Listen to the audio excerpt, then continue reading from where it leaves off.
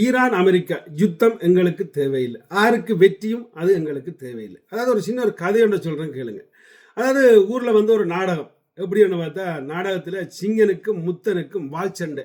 அந்த வால் சண்டை நடந்து கொண்டிருக்கல, அதாவது சிங்கன் சாகணும், முத்தன் வெட்டி, அதாவது முத்தன் வெல்லணும் என்றால் கதை அந்த ஆசிரியர் எழுதி கொடுத்து அப்படித்தான். ஆனால் இவர்கள் சண்டை பிடிச்சு கொண்டு நிற்க இவர்களுக்குள்ள அதுக்கு மேடையிலேயே உள்ளுக்குள்ள ஒரு இது வந்துட்டு கொழுவல் வந்துட்டு, என்ன இவர்கிட்ட நான் சாகிறதோ அது ரெண்டு பேரும் சீரியஸ் அடிபடுத்து வைக்கிட்டாங்க.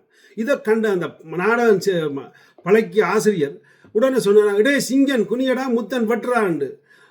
அதுக்கு பிறகு பார்த்தா இல்லை, அவங்க குனிஞ்சு வெட்டு போகிறது மாதிரி இல்லை.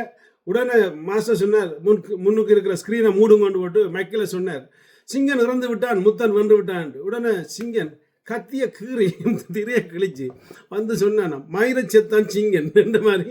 இந்த மாதிரி தான் இப்போ அமெரிக்கா இந்த ஈரான் பிரச்சனை ஓடிக்கொண்டிருக்குது.